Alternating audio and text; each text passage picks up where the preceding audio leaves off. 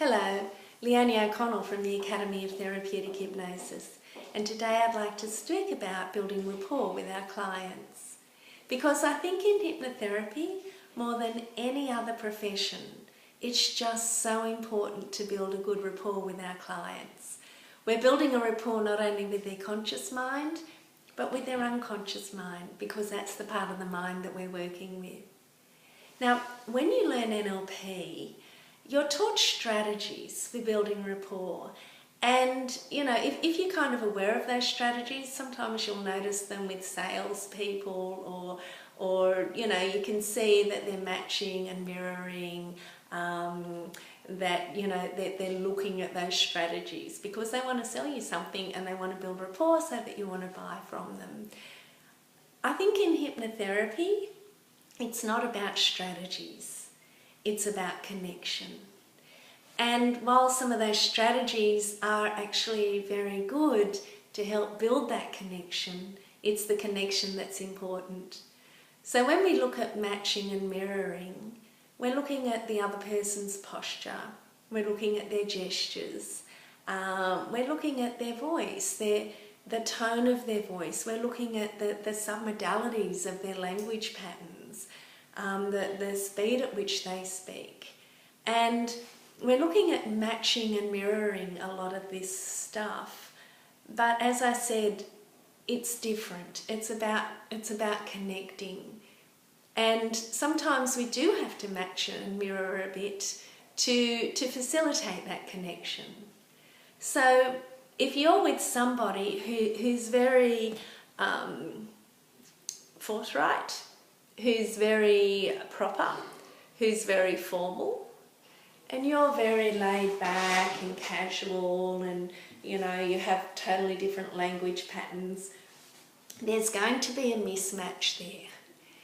And so it's going to be really difficult to build rapport in those circumstances. So when we talk about matching and mirroring, yes, if you're with someone that's a little bit more formal, if you're with somebody that's kind of has a different way about them than you do, then it's a good idea to just adjust yourself. Just, take that little bit of a different approach so that you can create that space where a connection can occur. Otherwise, if you're just too different, there's just no kind of space there where a connection can occur. If the other person is very kinesthetic and they want to get a feel for, what's going on and they think about their words and, they're kind of slow in their thoughts and their language, and you're very visual and you want them to see how it looks, and you have that totally different way about you, there's a mismatch.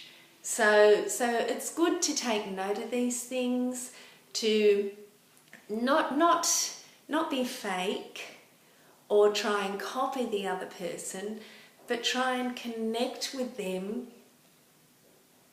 in their way. And then from there, there's this likeness. People like people who are like them. So it's not about being ingenuine or fake. It's just about, creating that space where the connection can take place. It's about not having a mismatch, but about having a coming together.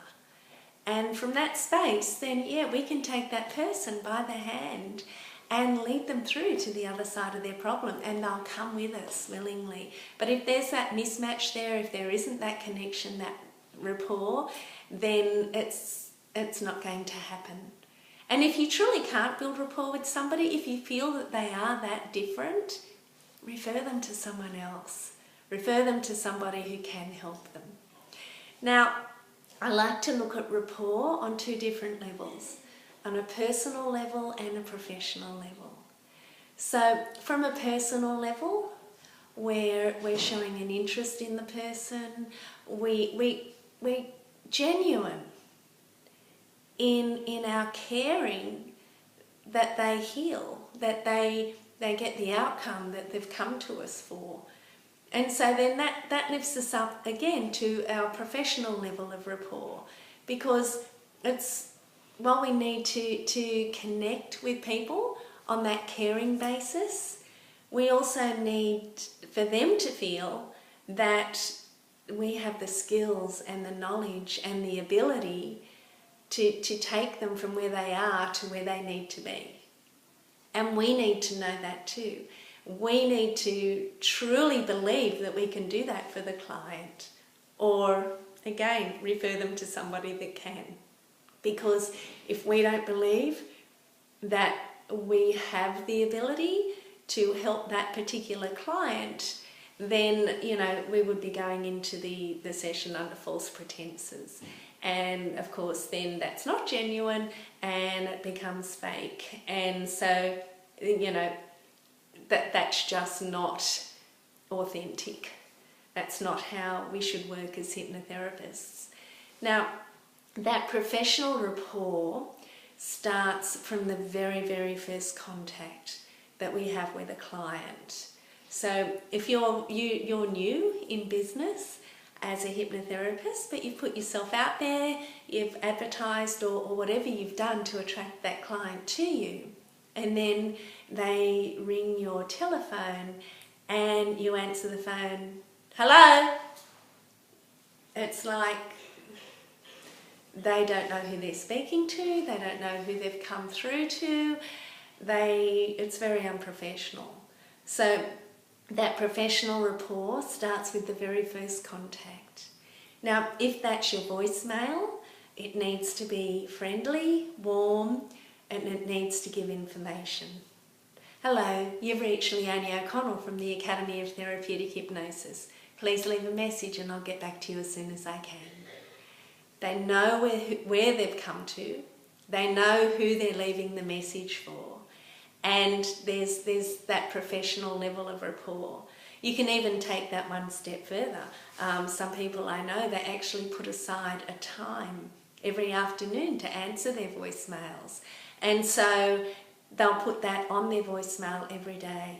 Hi, you've reached Leonie from the Academy of Therapeutic Hypnosis. Sorry I missed your call, but please leave your name and number and I'll call back between 2 and 3 this afternoon. So that's kind of takes it up to a better level of professionalism, providing that you can commit to calling back between those times, because if you can't, or if something happens, then you've pretty well lost rapport. They're sitting by the phone for an hour maybe and you haven't called back. Now, it's the same when you answer the phone. Let the people know who they're speaking to and what organisation you are. And you are an organisation, you're a business. So, therapeutic hypnosis, Leonie speaking. Whatever you call yourself, or you just might say your name. Hi, Leonie O'Connell, Hypnotherapy. How can I help you? So it's very important that they don't come through just to, someone going hello, or a kid answering the phone, or a voicemail that says, sorry I missed you, leave me a message. That's very unprofessional. And right from that first contact, if you're not building that professional rapport, then they're already getting an impression of you, and it's not the impression that we want them to get. So the other thing is, I always answer the phone with a smile on my face, because I believe that comes through in your voice.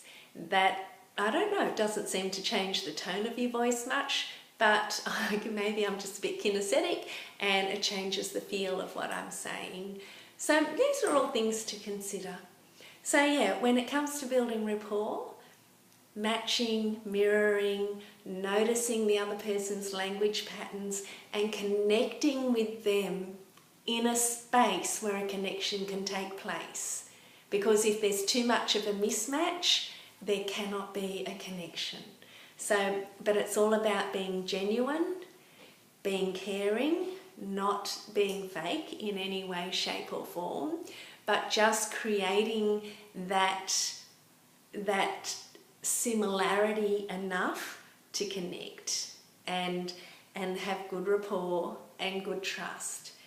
It's about having a professional level of rapport as well as just that personal caring level and being very, very genuine. And it's about maintaining rapport. So in our dealings with the client, you know, keep it professional. Sometimes therapists can let things get off track and, oh yeah, you know, like, oh, you went to Japan last year. Oh, I went there as well and this happened and that happened. You know, they don't want to know that. They want to tell you stuff and we want to hear their stuff, but don't let it get conversational, don't let it get personal. Remember to maintain that professional rapport. And yes, it might be, oh wow, yeah, I went to Japan last year as well. It was fabulous.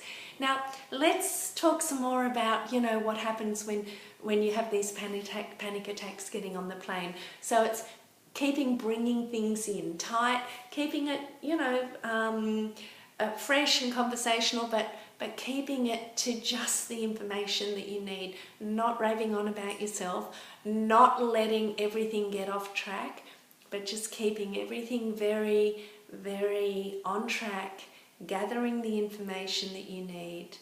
We rarely need the why of anything. Whys lead to stories. We need to know what, where, who and when. What happens? Where does it happen? Is there anyone else involved? When does it happen? And just from those four perspectives, we can usually gather all the information we need. We're keeping it professional, we're keeping it on track, and we're getting all the information we need to lead the client from where they are to where they need to be. So just to recap, with rapport, we're looking at a personal standing, we're looking at a professional standing, we're looking at connecting with the client, using some NLP strategies, but not in a fake way at all, only in a way that opens that space where we can connect. It's about maintaining rapport throughout the sessions and starting it right from the very first contact and finishing it, leaving a very open and good rapport. You know, like sometimes it's kind of a little bit, you know, okay, nice knowing you, bye. But, you know, like just leaving that open, that personal and professional kind of caring, like, you know, feel free to call me, here's my card, here's my number, I'm still here for you. And just leaving that space open. So I hope that was helpful and we'll talk again soon. Bye.